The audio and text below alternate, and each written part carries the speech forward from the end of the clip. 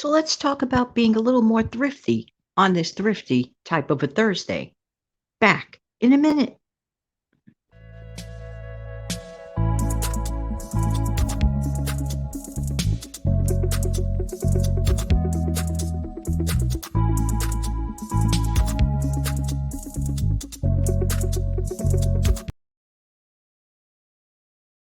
Good morning. Good morning. Welcome to the Instant Coffee with Jan show. I'm Jan from New York City. I truly love helping people to keep some more of their own hard earned money. Could that be you? Yes, indeed, it could be. We're going to talk about doing some thrifty stuff. Thrifty is a good thing.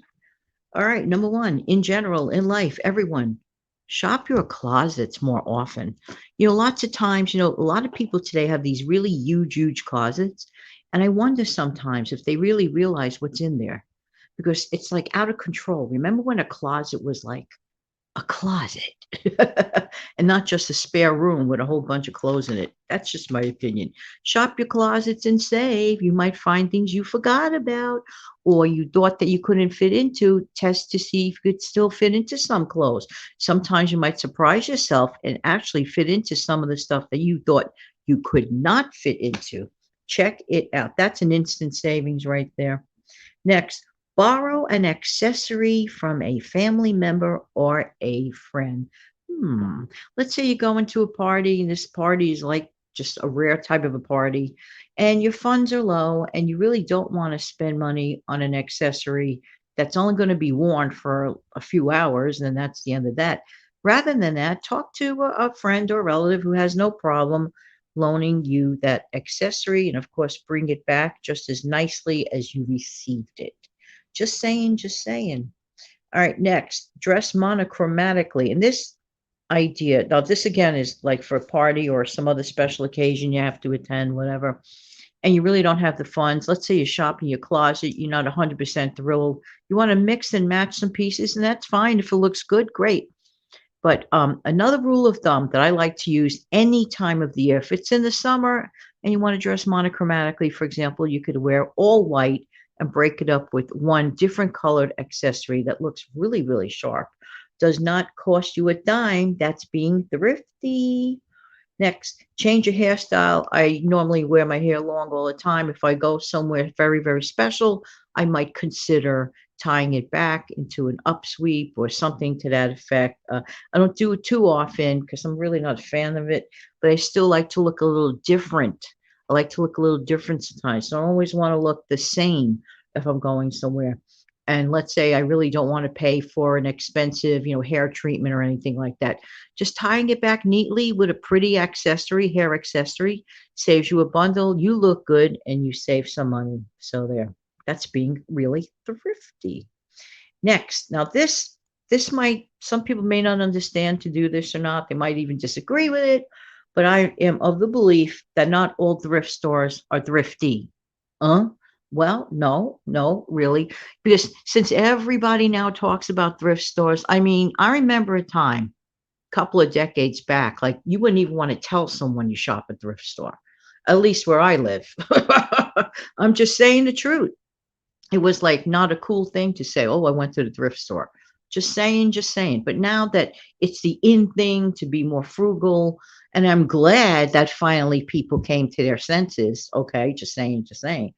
But because of that, in my observation, I don't think thrift stores are as thrifty all the time that they once were. I think the prices have gone up, up, up. Am I right or am I right? So, like any other shopping, if you're a frugal person, if you're, trying to save your pennies to pay down debt or to just live a better life and have that cushion of savings, you want to be mindful, even in the thrift stores, because sometimes people could go to thrift stores and spend a little more perhaps than maybe that their particular budget should do. So I'm just saying maybe you're fortunate and blessed to have still a thrifty thrift store. That's great. And probably I would say maybe 5 out of 10 are still that way, but not necessarily all over the place. Some places have, in my opinion and in my experience, which is unique to everyone else, everybody's opinion and experience is unique to their own self. I've noticed a little bit of maybe an upward trend in price, Okay. And then, don't forget too, a lot of people go to thrift stores and they, let's say, run, a situation where they buy something, which is smart, buy something low and sell it a little higher too. So that could be part of it too. I don't know. I really don't know. But I noticed that, like anything else, have a limit on your thrift store budget. Just saying, even with the thrift store. And it makes more sense too, anyway, to have a little bit of control on your spending habits. Am I right or am I right? Next, always cook once, but eat twice. Look, if you're going to go through the trouble, although I like to cook, not everyone does, okay? But I happen to enjoy cooking. But if you're going to still go through the time, the effort, the energy, and cook, why just cook for just the one time only? Cook so that you have enough to, at the very least, get a second meal out of it. I can't see doing a whole bunch of fancy schmancy cooking just for that single serve meal one time only. So my rule of thumb, always cook once, but eat twice. That makes a lot of sense. And of course, more than twice is also good. I am a firm believer that batch cooking is a money saver. I think it's a time saver. You could get your whole family in on it one rainy afternoon and have a lot of fun with it and manufacture your own foods. This is being thrifty. I always say we are the CFO or CEO of our own kitchen. We are.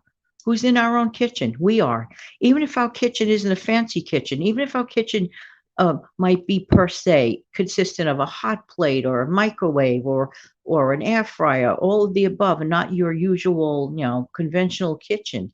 If it's your kitchen that you work with, do your best to make as much as you can and store it wisely to save. There you go.